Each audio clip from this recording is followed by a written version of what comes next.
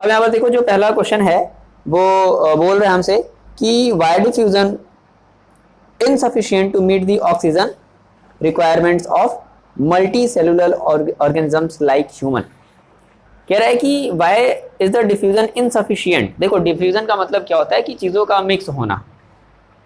जैसे food digest हुआ, digest होने के बाद जो भी चीज़ें मिली वो सब कहाँ जाती हैं, सेल में जाती हैं। तो आखिर इतना लंबा प्रोसेस क्यों है, क्यों नहीं ऑक्सीजन तुरंत मिला, क्यों नहीं सेल में तुरंत चला गया, इतना लंबा प्रोसेस क्यों है। तो ये लंबा प्रोसेस किसके लिए है, केवल मल्टी सेलुलर ऑर्गेनिजम्स के लिए, जैसे कि ह्यूमन, एनिमल। यूनिसेलुलर ऑर्गेनिज्म के लिए नहीं है, उनका सिंपल सा काम है, एक ही सेल से काम किया, एक ही सेल से सारा मतलब उनको काम करना है।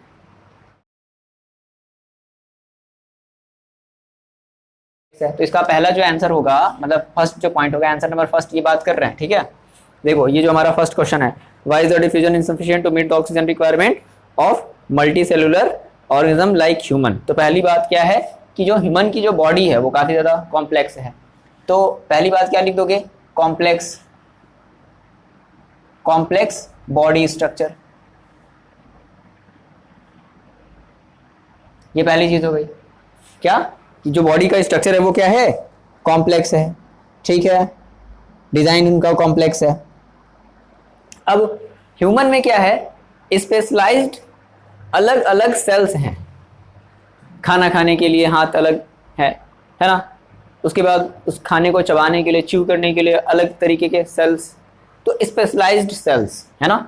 क्या बता दिया जाए, दूसरा पॉइंट क्या है कि भाई इसमें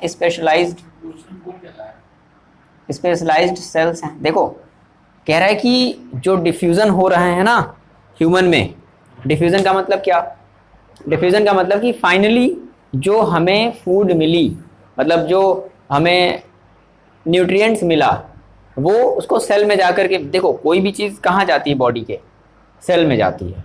हर एक बॉडी के हर एक पार्ट में क्या है, सेल है। तो बॉडी के सेल में जा रही है, तो जो बॉडी के सेल में जा रही है और सेल में जा करके फिर वो सेल अपना क्या करता है, ग्रो होने का काम करता है। तो आखिर ये जो प्रोसेस है वो इतना कॉम्प्लेक्स क्यों है, क्यों नहीं डायरेक्ट चला गया, खाएं और तुरंत सेल में चला जाए, ऐसा क्यों नहीं हुआ। रेस्पिरेशन, सांस ले रहा है, उसके बाद फिर हमें उसको डाइजेस्ट करना है, फिर उसका एसिमिलेशन होगा, एब्जॉर्प्शन होगा, उसको फिर वेरियस पार्ट्स में भेजा जाएगा। तो रीज़न, पहला रीज़न क्या कि ह्यूमन का बॉडी क्या है, काफ़ी ज़्यादा कॉम्प्लेक्स है ना, कॉम्प्लेक्स ही तो है। तो हमें देखने में लगता है कि नहीं हम तो कितने अच्छे हैं, सुंदर से हैं, बट सुंदर तो हैं लेकिन कॉम्प्लेक्स हैं। ऑब्वियस सी बात है, कॉम्प्लेक्स मतलब काफ़ी ज़्यादा टेढ़ापन है।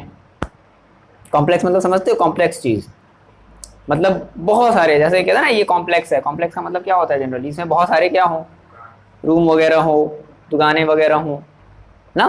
तो ऐसे ह्यूमन बॉडी भी है, पहली बात कॉम्प्लेक्स है, बहुत सारे। दूसरा रीज़न क्या है कि स्पेशलाइज्ड सेल हैं, सेल्स लिख लो, स्पेशलाइज्ड सेल्स हैं। स्पेशलाइज्ड सेल का मतलब, अब भाई देखो, हाँ ये पहले वाले क्वेश्चन का आंसर हो रहा है, पॉइंट वाइज हम लोग लिख रहे हैं।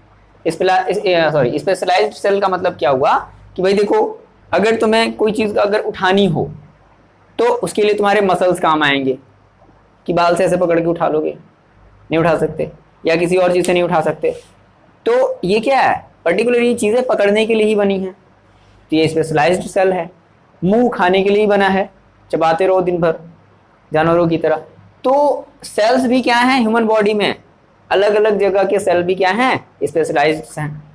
स्टमक की जो सेल होगी उसका काम ही है कि वो फूड को क्या करे, डाइजेस्ट करे, उसका भी फंक्शन अलग है, वो भी स्पेशलाइज्ड है। आइज की सेल्स अलग है, हर एक जगह की सेल क्या है, अलग अलग है, हर एक जगह के सेल का फंक्शन अलग अलग है, इसलिए भी कॉम्प्लेक्स है। कॉम्प्लेक्स मतलब कठिन, ऐसे समझ लो, हार्ड, डिफिकल्ट, सिंपल से वर्ड्स में अगर समझना चाहो तो। दूसरी चीज़ और एक और है, हम लोगों ने पढ़ी थी कि ह्यूमंस के जो सेल्स होते हैं वो डायरेक्ट इन्वायरमेंट के कांटेक्ट में नहीं होते हैं क्या, मतलब चलो ठीक है, कुछ सेल्स डायरेक्ट इन्वायरमेंट के कांटेक्ट में हैं, लेकिन कुछ cells, most of cells direct environment के कांटेक्ट में नहीं है। जैसे हमारा हार्ट, अब ये हार्ट अलग टाइप का सेल से मिलकर के बना हुआ होगा, इसका काम ही है 24 घंटे पंपिंग करना रुक जाएगा तो हम भी रुक जाएंगे, जहाँ खड़े वहीं खड़े रहेंगे। तो क्या मतलब बात समझ आ रही ना, एक अलग ही तरीके का हर एक सेल का फंक्शन अलग है। तो ऑब्वियस सी बात है डिफ्यूजन भी क्या होगा, सबके लिए अलग अलग ही होगा, काफ़ी ज़्यादा कॉम्प्लेक्स हो जाएगा, डिफिकल्ट हो जाएगा। तो इसमें थर्ड पॉइंट ये बता सकते हो कि multi cellular cells are not in direct contact with outside environment. तीसरी चीज़ ये बता सकते हो multi cellular cell are not direct contact with environment. Environment होता है, देख लेना स्पेलिंग, ठीक है, इन्वायरमेंट।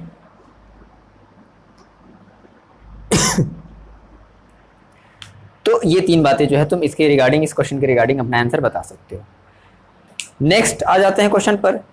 देखो नेक्स्ट जो क्वेश्चन है वो देखो क्या बोल रहा है, ये कह रहा है कि what criteria do we use to decide whether something is alive. तो ऐसा कौन सा क्राइटेरिया है जिसके बेसिस पर हम ये डिसाइड करते हैं, ऐसा कौन सा क्राइटेरिया है जिसके बेसिस पर हम ये डिसाइड करते हैं कि कोई भी चीज़ अलाइव है। ठीक है, तो सबसे पहले क्या होना चाहिए, विजिबल मूवमेंट। सबसे पहला क्या होना चाहिए, विजिबल मूवमेंट होना चाहिए। भाई नज़र तो आए कि वो घूम फिर भी रहा है कि नहीं घूम फिर रहा है। और अगर मान लो अगर हर चीज़ अगर विजिबल मूवमेंट बोले तो केवल यही जरूरी नहीं है। अब सबसे जो बड़ी इंपॉर्टेंट चीज़ है ब्रीदिंग होनी चाहिए। तो वही सब सारी बातें जो लिखवाए हैं क्या होनी चाहिए, ब्रीदिंग। और मान लो अगर ब्रीदिंग भी मान लो अगर नहीं पता चल पा रहा है तो सबसे जो इंपॉर्टेंट चीज़ है वो है मॉलिक्यूलर मूवमेंट। सबसे इंपॉर्टेंट चीज़ मॉलिक्यूलर मूवमेंट, मतलब हमारी बॉडी हर समय क्या कर रही है, हमारी बॉडी में हर समय मॉलिक्यूलर मूवमेंट हो रहे हैं लेकिन हमें दिख नहीं रहा है। भाई मॉलिक्यूल का मतलब ही क्या होता है, जो छोटा सा हो, ना दिखे, छोटू सा, ठीक है, जो दिखे ही नहीं लेकिन हो रहा है। जैसे हमारी बॉडी में कंटिन्यूअसली ब्लड फ्लो हो रही है, क्या दिख रहा है, नहीं। सेल हर सेकेंड ग्रो हो रहे हैं, क्या दिख रहा है, नहीं। हेयर ग्रो हो रहा है, क्या दिख रहा है, नहीं। नाखून बढ़ रहे हैं, क्या दिख रहा है, नहीं। इसको बोलते हैं मॉलिक्यूलर मूवमेंट, जो दिखे ना हो लेकिन दिखे नहीं, इनविजिबल हो। तो मोस्ट इंपॉर्टेंट चीज क्या हो गया, मॉलिक्यूलर मूवमेंट। तो इन सब बेसिस के बेसिस मतलब इन सब बेसिस पर हम बता सकते हैं कि हाँ हमारी कोई भी चीज क्या है, लिविंग है या नॉन लिविंग है। अगर ये सब चीजें होंगी तो बोलेंगे लिविंग है, नहीं होंगी तो बोलेंगे नॉन लिविंग है। तो मॉलिक्यूलर मूवमेंट, बात क्लियर हुई। तो ये सब पॉइंट वाइज लिखना, जब भी आंसर को लिखना तो ऐसे पॉइंट वाइज लिखोगे तो ज्यादा बेटर रहेगा, ठीक है।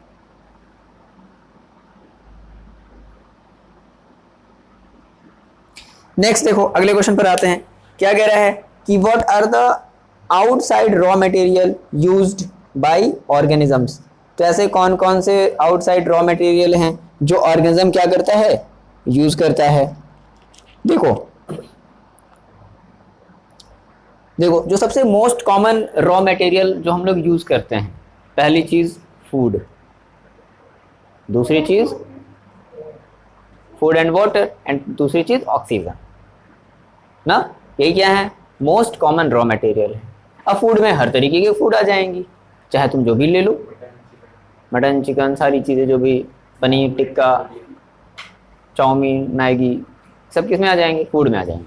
तो थर्ड वाले का आंसर क्या हो जाएगा, पहला जो हमारा क्या हो जाएगा, फूड वाटर एंड ऑक्सीजन।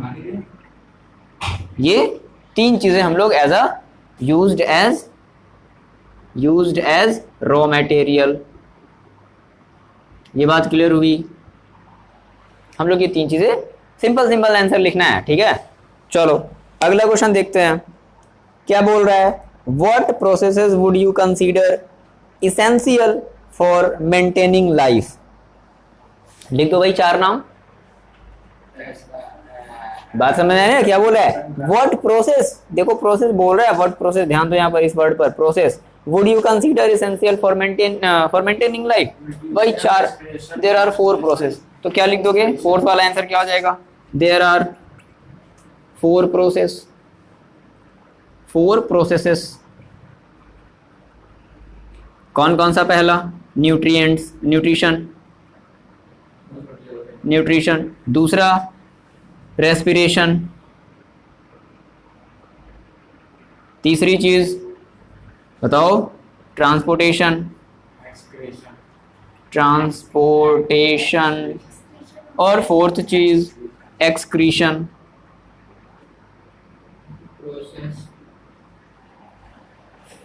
बात समझ में आई?